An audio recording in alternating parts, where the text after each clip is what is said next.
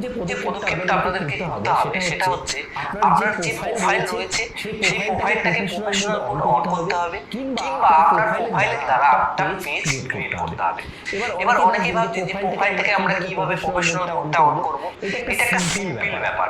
আপনি আপনার প্রোফাইলে চলে যাবেন, ডান দিকে একটা থ্রি ডট পাবেন, ওখানে ক্লিক করার পরে দেখবেন লাস্টের দিকে এক জায়গায় লেখা আছে যে টার্ন অন প্রফেশনাল মোড। এটাকে এক ক্লিক করলে কিন্তু আপনার প্রফেশনাল মোড অন হয়ে যাবে।